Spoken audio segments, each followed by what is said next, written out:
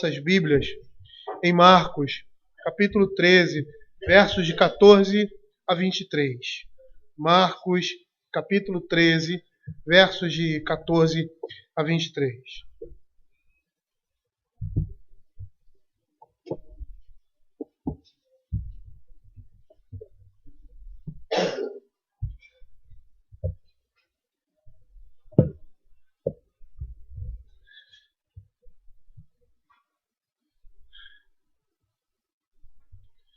Diz assim a palavra do Senhor: a grande tribulação.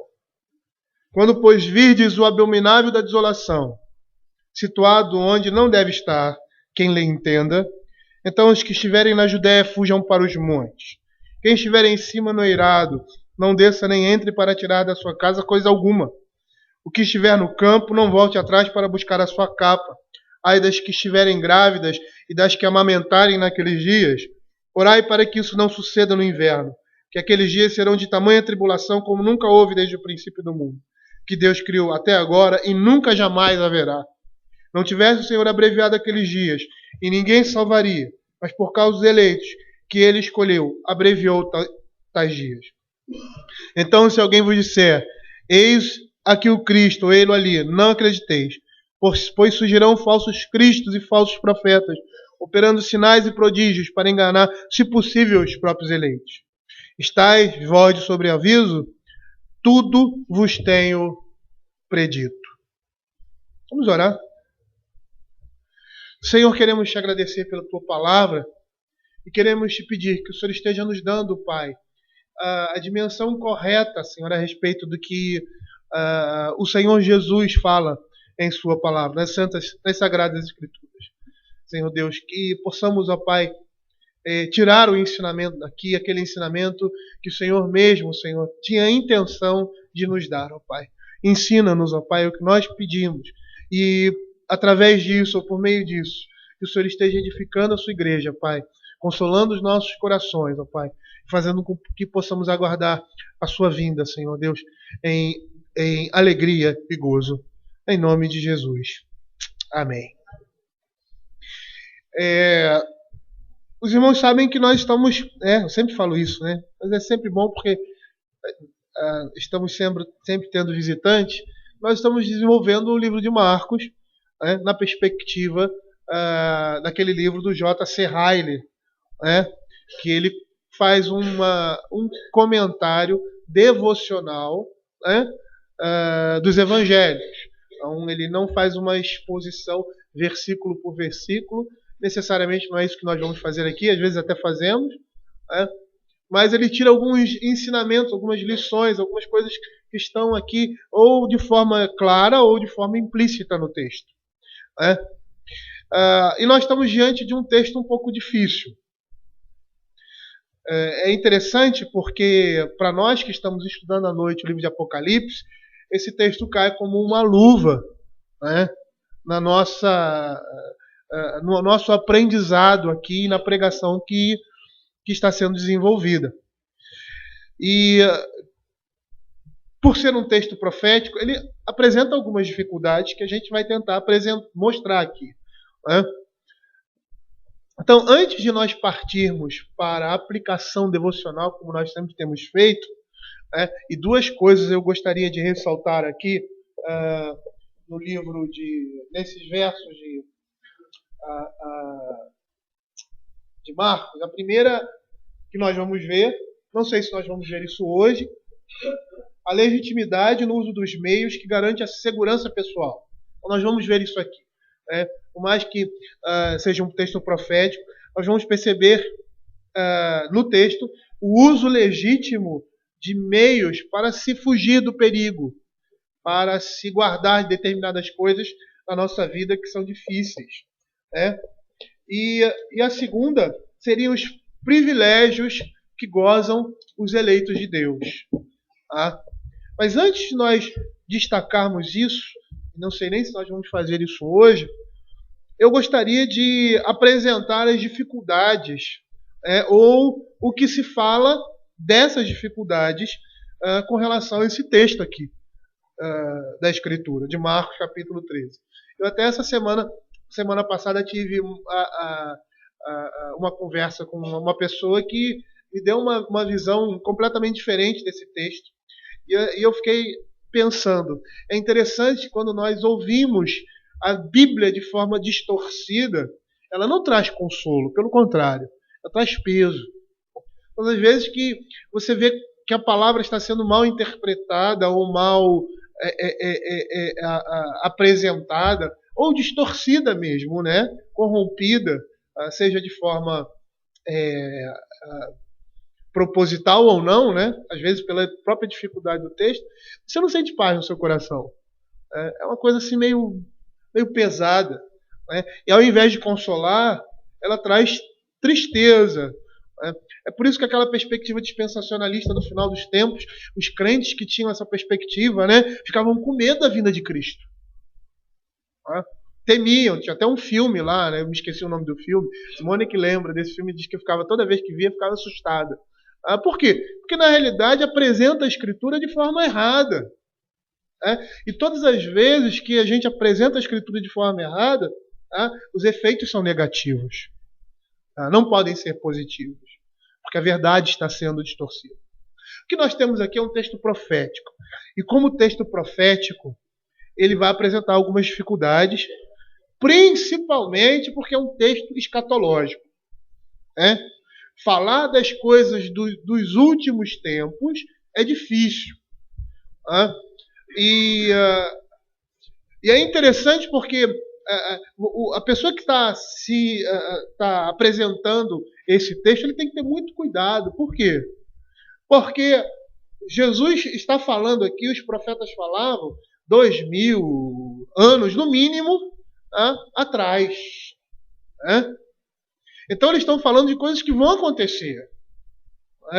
Coisas que vão acontecer na nossa época. Coisas que vão acontecer e que aconteceram naquele tempo, mas que vão acontecer e estão acontecendo hoje no nosso contexto. Que nós temos carro, avião, tecnologia, completamente diferente daquele tempo. Então a gente sabe que a linguagem profética e bíblica ela está concentrada principalmente para aqueles leitores, o entendimento daqueles leitores.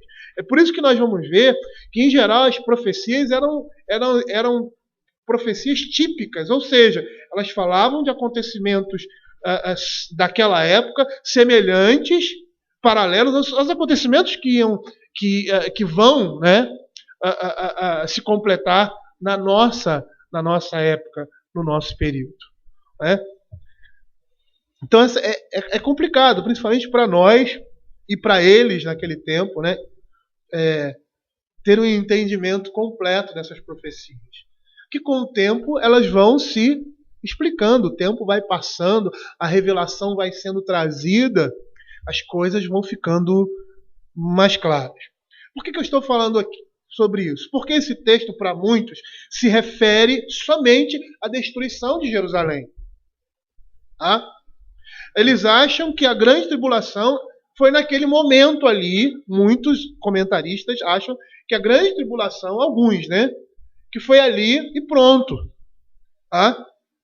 E a gente vai ver que essas pessoas que acham que o texto de Mateus capítulo 3 se refere exclusivamente à destruição de Jerusalém, não está apontando para os nossos dias hoje, eles vão tirar conclusões equivocadas a respeito desse texto. Por quê? Porque, na verdade, essa passagem está se referindo, sim, à destruição do templo da Judéia e de Jerusalém no ano 70. Mas como profecia, ela será um paralelo do que nós estamos vivendo e vamos viver no final dos tempos. Então eu gostaria de apresentar aos irmãos 3 posições a respeito desse texto. A primeira diz o seguinte, dos versos 14 a 18, quando, pois, virdes o abominável da desolação situado onde não deve estar, então os que estiverem na Judéia fujam para os montes. Verso 18, até o verso 18. Orai para que isso não suceda no inverno. Os versos 14 a 18, segundo essa primeira posição, referem-se às desgraças que haveriam de assolar Jerusalém e a Judéia, consequentemente, resultando na queda de Jerusalém no ano 70. Então, quem conhece um pouquinho de história, a gente sabe que esse período foi um período de cerco a Israel. Os judeus se levantando contra o domínio romano e destruindo e matando grupos judaicos, como os sicários, os zelotes, e outros grupos, matando romanos e autoridades romanas, saqueando esses domínios onde eles estavam ali na Palestina e ao redor de Jerusalém, se levantando contra o poder de Roma e, consequentemente, Roma resistindo e infringindo consequentemente, um grande cerco a Jerusalém, que deu, no final de tudo, na destruição do templo de Jerusalém ali no ano 70. Então, para esses que têm essa posição, o restante da passagem, do 19 ao 23, porque aqueles dias serão de tamanha tribulação como nunca houve desde o princípio do mundo, que Deus criou até agora e nunca mais haverá. Daí em diante, até o verso 23, a passagem está descrevendo o período da grande tribulação que precederá o retorno de Cristo. Então essa é a primeira posição.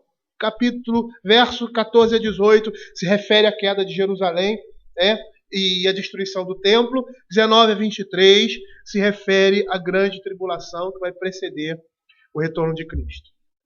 E aí nós temos uma objeção a essa posição. E segundo essa objeção, ele diz o seguinte: não é possível separar esses versículos dessa maneira. Por quê? Porque eles estão ligados. O verso 19 está se referindo exclusivamente ao que foi dito anteriormente. Porque aqueles dias serão de tamanha tribulação. Está se referindo ao que ele está dizendo aqui, Aquele que estiver no errado, fuja, ai dos que estiverem grávidas e daquelas que amamentaram. Essa é a primeira posição. E com relação a essa posição, eu tenho uma objeção. Esse estudo ele foi tirado do comentário do Novo Testamento do Kistemaker. É um comentário que a cultura cristã ele coloca à nossa disposição, de todo o Novo Testamento.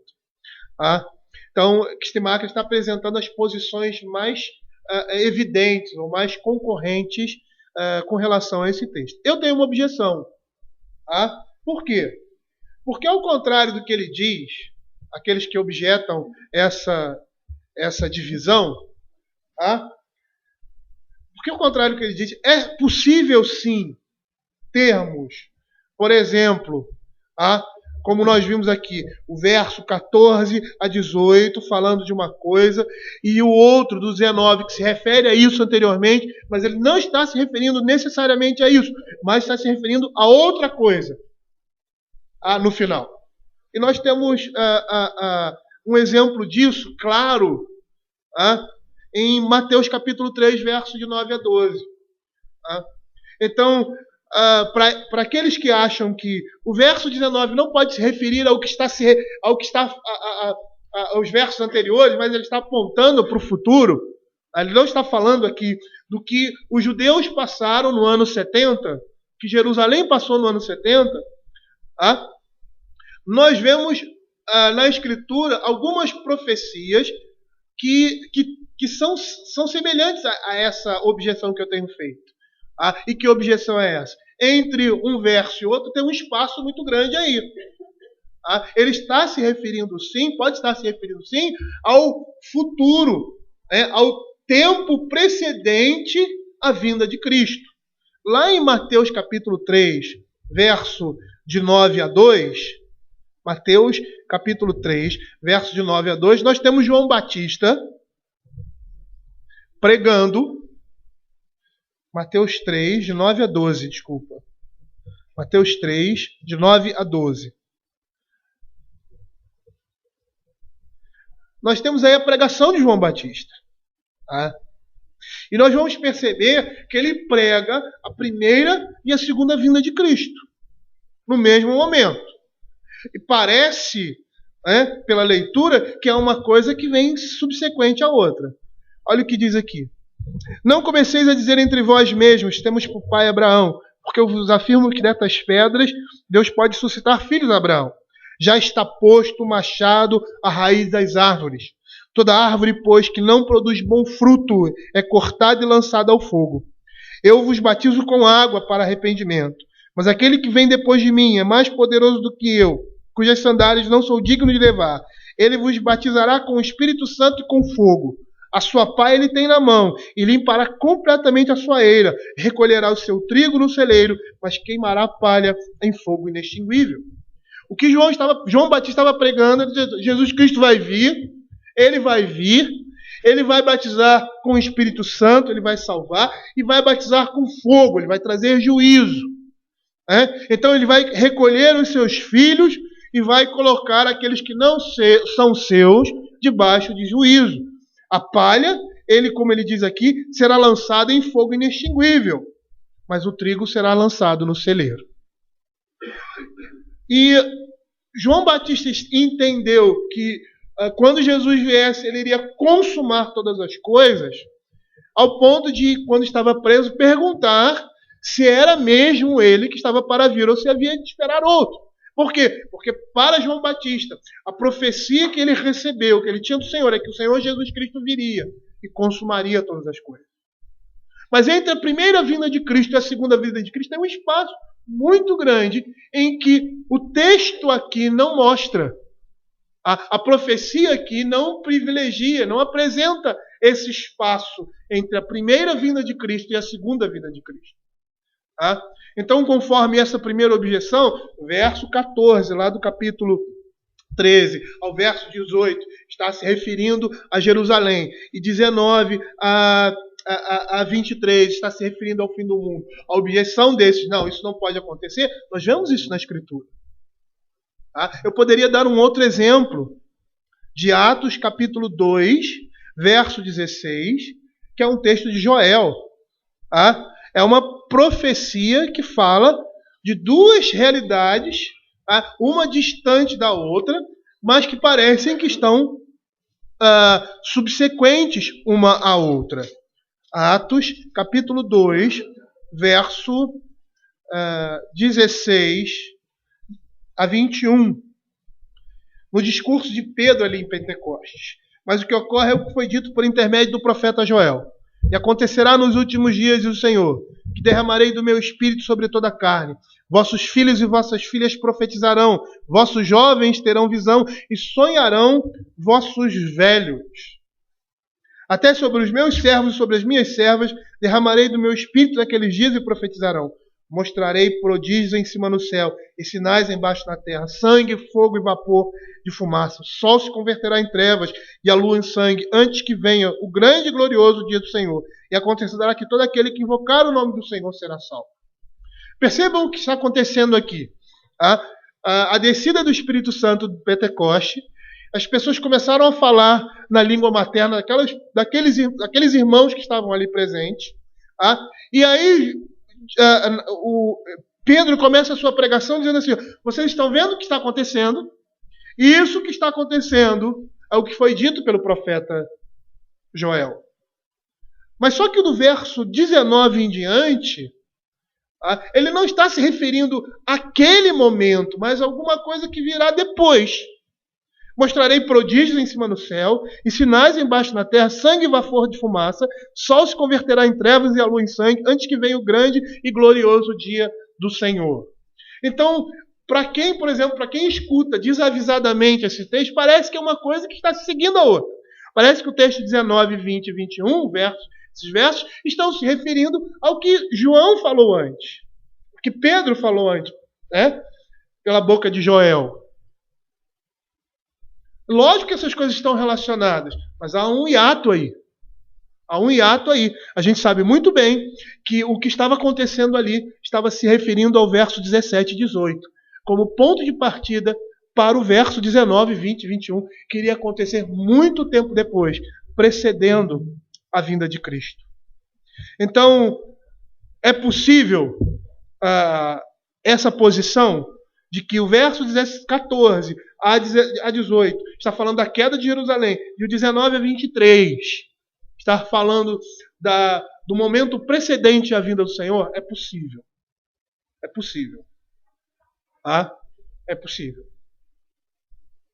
A segunda posição diz que a seção inteira, do verso 14 ao verso 23, sendo uma única unidade, descreve apenas a queda de Jerusalém e nada mais.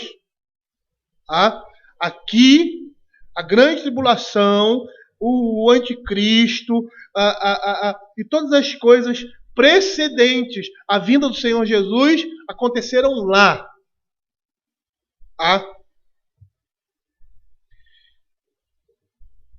E há uma objeção a isso. No verso 19, por exemplo, a tribulação é descrita nos termos que acabou de ser indicado. A queda de Jerusalém e Judéia foram terríveis. No entanto, se nós olharmos a história da humanidade, a gente vai perceber que ocorreram coisas. Por mais que Flávio Josefo, ele era vamos dizer assim, um oficial judeu, né, que se voltou para os romanos. Ele foi a sua guarnição foi conquistada, né, e ele se volta para os romanos. Ele passa a ajudá-los a dar informações, né, sobre as estratégias judaicas lá, dos judeus lá, em guerra. Mas se nós formos... E ele escreve, né, a história dos judeus, ele escreve, e esse tempo da queda, da destruição de Jerusalém foi terrível. Foi uma coisa horrível, abominável. Mas a gente percebe que na história ocorreram coisas semelhantes com a igreja. Como a noite de São Bartolomeu. Que até hoje ninguém sabe quantas pessoas morreram. Se é 300 mil, se é 3 milhões, ninguém sabe. Porque foi muita gente. Não somente isso, mas se referindo aos judeus. O que Hitler fez. Os campos de concentração de Auschwitz e outros mais. Foi tão ou até maior do que aconteceu ali, né, em Jerusalém. E, além disso, esse texto aqui não poderia indicar exclusivamente a queda de Jerusalém, por quê? Conforme os versos 24 a 27, daria-se a vinda gloriosa do Messias. Mas naqueles dias, após referida tribulação, o sol escurecerá, a lua não dará sua claridade, as estrelas cairão do firmamento, os poderes do céu serão abalados. Aí você poderia me dizer assim, mas entre o verso 23 e o 24, não poderia ter também um espaço grande? Poderia. Só que o Senhor Jesus está falando da grande tribulação, aquilo que precederia a sua vinda, os sinais que iriam preceder a vinda de Cristo e a consumação de todas essas coisas. Então, nesse caso, o verso 24 e 27 mostraria que seria um fato logo após todas essas coisas. E a terceira objeção. Toda a seção, 14 ao 23, descreve exclusivamente a grande tribulação que vai acontecer antes da volta de Cristo, e o texto não tem nada a ver com a queda de Jerusalém. E aí nós temos uma objeção que é clara. O texto está se referindo claramente ao ocorrido no ano 70, que é a destruição do templo e a queda de Jerusalém. Concluindo isso aqui, nenhuma dessas teorias satisfaz necessariamente a nossa expectativa com relação ao texto. Né? Todas elas são possíveis, como são também impossíveis. Agora, uma coisa a gente precisa lembrar, tá? Que determinadas passagens proféticas em que dois ou acontecimentos mais são vistos como se fosse um, é como se o profeta estivesse vendo o futuro, é como se eles fossem viajantes e avistando uma cadeia de montes. Né? Aí ele está vendo ali uma cadeia de montes, distante. Aí ele vê aquilo como uma coisa só. Quando ele começa a chegar perto, tá? Ele começa a ver a diferença, a distância que existe do Monte 1 para o Monte 2. Tá? Esse espaço que existe. É assim, muitas vezes, as profecias, tanto no Novo quanto no Velho Testamento, que se referem ao final dos tempos. Tá? Eu gostaria de mostrar algumas dessas profecias. Abram aí Isaías capítulo 11. Isaías capítulo 11. Versos de 1 a 4. Nós vamos ver aqui, nessa mesma perspectiva, Isaías falando do reinado pacífico de Cristo. Diz assim: do tronco de Jessé sairá um rebento, e das suas raízes um renovo. Repousará sobre ele o Espírito do Senhor, o Espírito de sabedoria, de entendimento, de conselho, de fortaleza, de conhecimento, de temor. Deleitar-se-á no temor do Senhor, não julgará segundo a vista dos seus olhos, nem repreenderá segundo seus ouvidos, mas julgará com justiça os pobres e decidirá com equidade a favor dos mansos da terra. Ferirá a terra com a vara da sua boca e com o sopro dos seus lábios matará o perverso. O que nós estamos vendo aqui? Nós estamos vendo, o profeta está vendo o reinado de Cristo como se fosse uma coisa só. Na realidade, o profeta está olhando o futuro como se fosse passado. Ele está resumindo toda a história da redenção, a primeira vinda de Cristo e a consumação de todas as coisas. Percebam que essa mesma expressão que é usada em Apocalipse para dizer que o Senhor Jesus vai destruir Satanás, o anticristo e a besta com o sopro da sua boca. Nós temos também Isaías, ainda 61, Isaías 61, versos de 1 a 2, também nessa mesma perspectiva. Diz assim: o Espírito do Senhor Deus está sobre mim, porque o Senhor me ungiu para pregar boas novas aos quebrantados, enviou-me a curar os quebrantados de coração, a proclamar libertação aos cativos e a pôr em liberdade os algemados, a pregoar o ano aceitável do Senhor e o dia da vingança do nosso Deus. Esse dia da vingança ainda não chegou, mas o profeta está falando sobre ele. Ele está falando de uma maneira geral da primeira e da segunda vinda de Cristo. Qual é a perspectiva aqui de Marcos? A perspectiva aqui de Marcos nós vamos ver. Marcos está falando, o Senhor Jesus está falando no livro de Marcos, de algo que iria acontecer no ano 70, como início, como eu gosto de falar, princípio do fim, o tipo de alguma coisa que iria acontecer precedente à vinda de Cristo. E eu gostaria de apresentar um texto para vocês de Oséias, que é muito semelhante a esse aqui. Provavelmente, Oséias não sabia o que estava falando, mas ele estava profetizando. Oséias capítulo 11, verso 1. Abram Oséias, capítulo 11.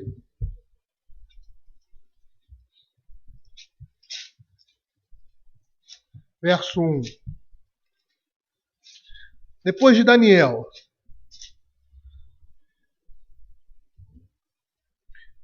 Olha que interessante esse texto. Profecia de Oséias. Quando Israel era menino, eu o amei. E do Egito chamei o meu filho. E aí ele continua: quanto mais eu os amava, tanto mais se iam da minha presença, sacrificavam a Baalins e queimavam incenso. De quem Oséias está falando? Israel.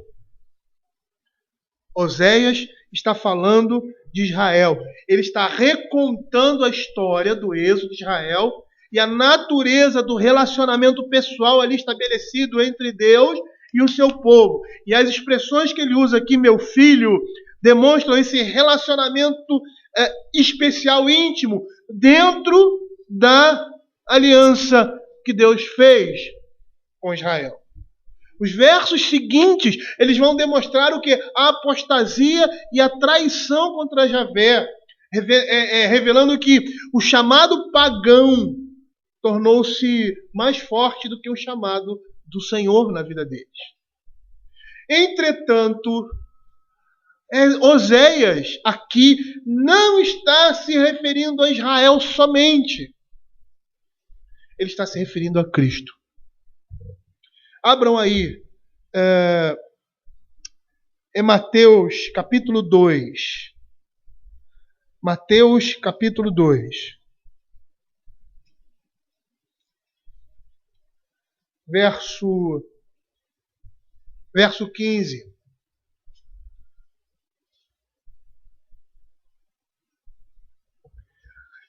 Oséias capítulo 11, verso 1, é uma profecia a respeito de Cristo, que apresentava um relacionamento especial com o Pai. Israel aí é tipo de Cristo, só que ele é fiel à aliança de Deus e ele substitui o povo. Cristo está substituindo o seu povo. Cristo é fiel à aliança, a aliança que Deus fez com o seu povo. Esse que ele chama de menino. Quem estuda o Velho Testamento, sabe muito bem que as profecias do Velho Testamento com relação ao servo sofredor, e todo bom, como é que se diz, como é que chama? Rabino crê nisso até hoje, que todas as profecias do servo sofredor apontavam para Israel, não era para Cristo. E de certa forma isso é verdade, pela metade. Porque apontavam para Israel como tipo de Cristo. Olha o que nós vemos aqui.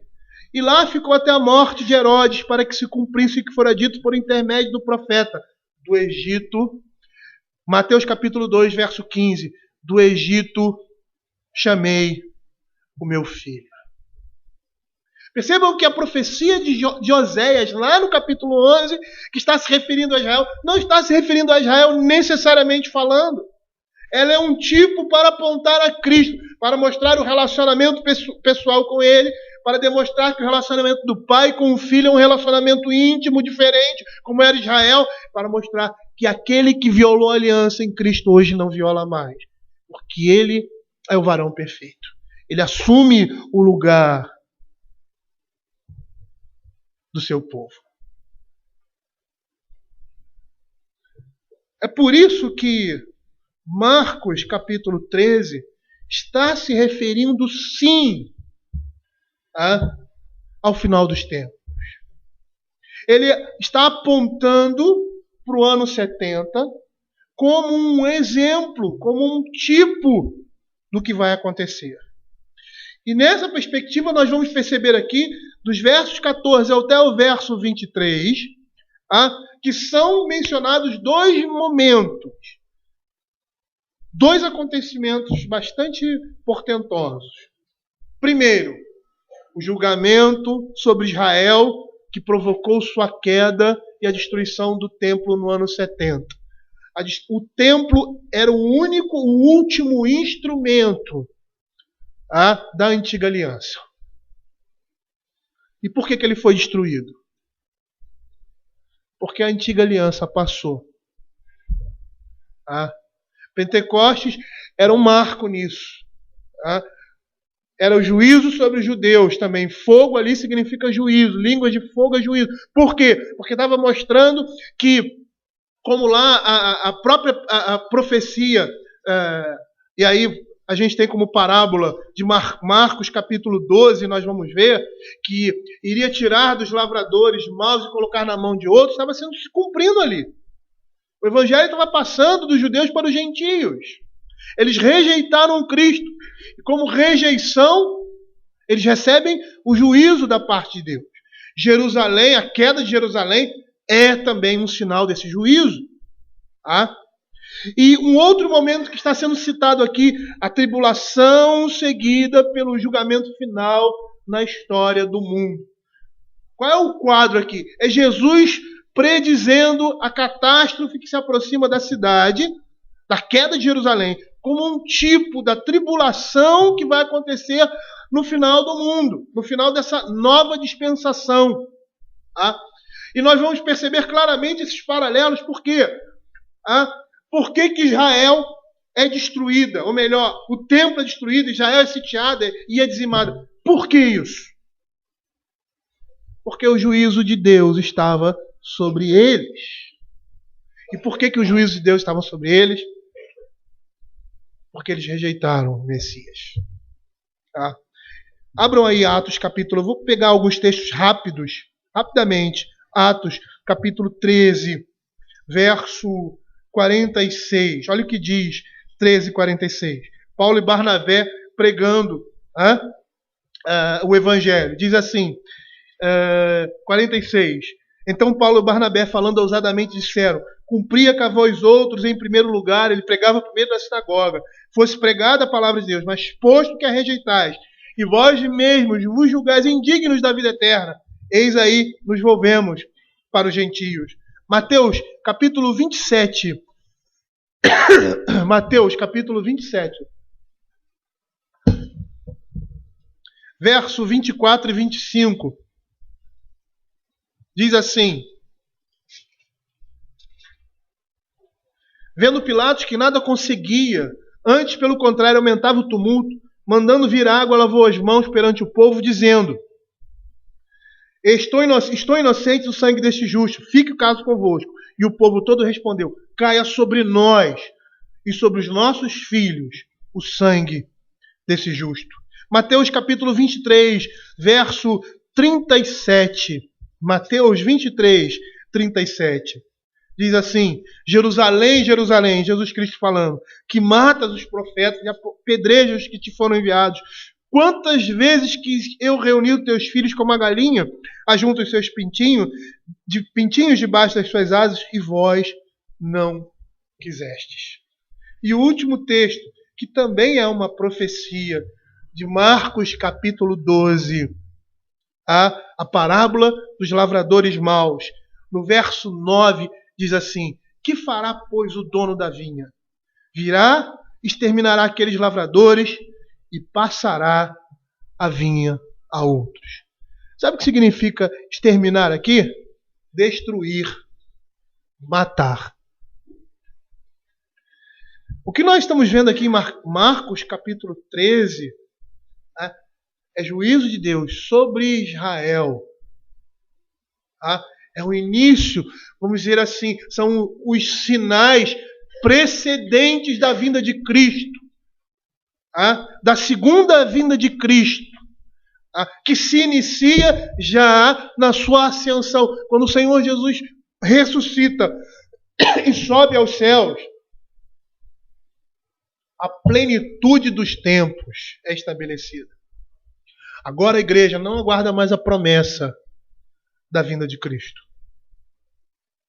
Não é mais o sacrifício que vai cessar, porque ele já cessou em Cristo Jesus. Agora é a segunda vinda de Cristo. Agora dá-se o início do fim. E por que o juízo de Deus veio sobre Israel? Porque Israel rejeitou a palavra de Deus. Eles rejeitaram a Cristo. Por que o juízo de Deus vem sobre o mundo? Porque o mundo rejeitou Cristo crucificado e ressurreto. O Deus homem. Há uma semelhança tremenda aí. E o que nós estamos vendo aqui é um sinal, uma marca do final dos tempos. Quando o Senhor Jesus Cristo voltar. que o mundo será subvertido, porque é chegada a vinda de Cristo. Da mesma forma que foi ali em Israel, da mesma forma com a destruição do templo, apontando para essa nova dispensação, dizendo não é mais em Jerusalém, não é mais no templo, mas é em todo lugar, como Jesus disse, que vai chegar a hora em que todos aqueles que adoram em espírito e em verdade adorarão o Pai, não os que estão aqui em Samaria, não os que estão em Jerusalém, mas em todos os lugares, porque a adoração ali é em espírito e em verdade, não é mais localizada em Israel, não tem mais a necessidade de subir para aquela cidade. Por quê? Porque o juízo de Deus veio sobre o seu povo, porque rejeitaram a palavra de Deus. E esse mesmo juízo virá na nossa geração sobre aqueles que rejeitam Cristo crucificado e ressurreto. Eu não vou dizer que a gente consegue desembaraçar todos os nós que nós temos aqui, que eu nem apresentei aos irmãos, mas existem outros nós que são às vezes difíceis de desembaraçar, como é difícil toda e qualquer profecia. Mas o que nós temos hoje para entendermos esse final dos tempos? Apocalipse. Calvino disse que não era capaz de cifrar o texto de Apocalipse.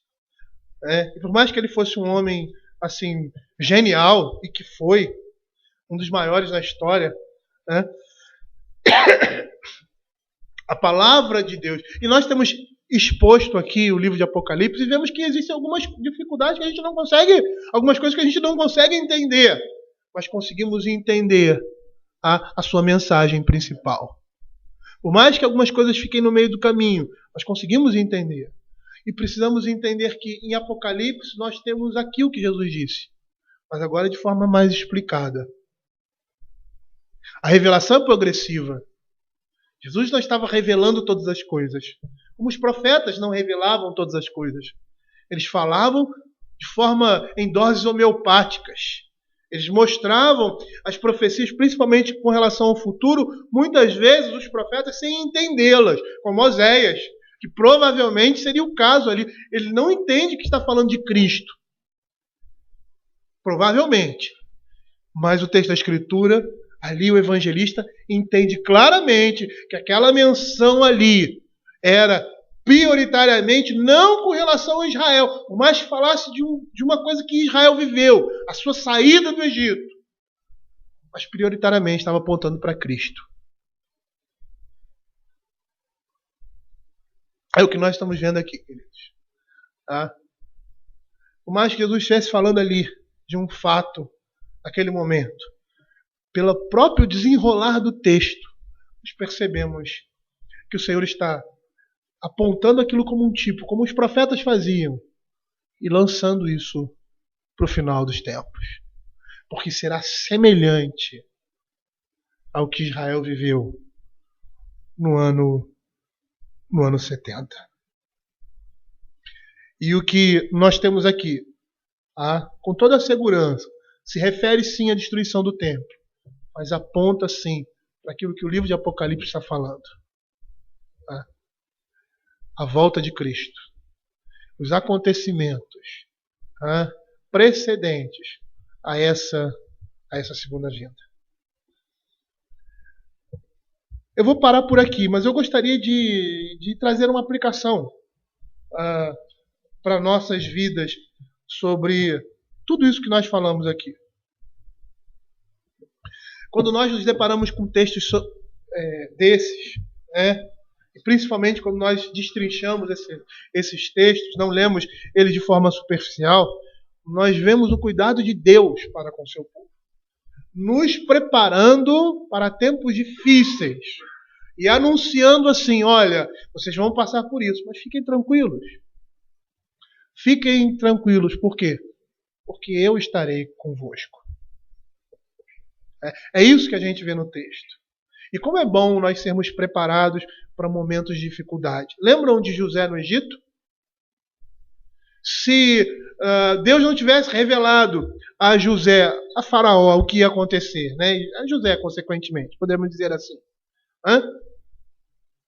Eles iam chegar nesse período e iam estar arrasados. O Egito e toda aquela região do mundo antigo. Mas eles foram avisados. E eles se prepararam para aquele momento.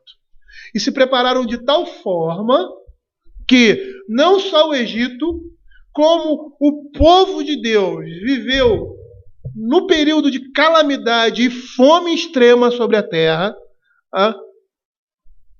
um período de harmonia e abundância. Por quê? Porque eles se prepararam para esse momento. Quando o Senhor nos avisa essas coisas, Ele nos chama a nos preparar para isso. Vigiar, como se estivesse vigiando a nossa casa, colocando determinados cuidados. Para quê? Porque a gente sabe que pode entrar um ladrão. Na nossa casa nem sempre a gente sabe, mas às vezes não entra. Mas aqui vai acontecer, Jesus vai voltar. Então a gente tem que se preparar. E é por isso que o texto da Escritura fala, para nós nos prepararmos e percebermos que nesses momentos de dificuldade, Deus estará conosco. É o que a palavra de Deus diz. Não tivesse o Senhor abreviado aqueles dias e ninguém se salvaria, mas por causa dos eleitos, que Ele ama, Ele abreviou tais dias. Vamos orar.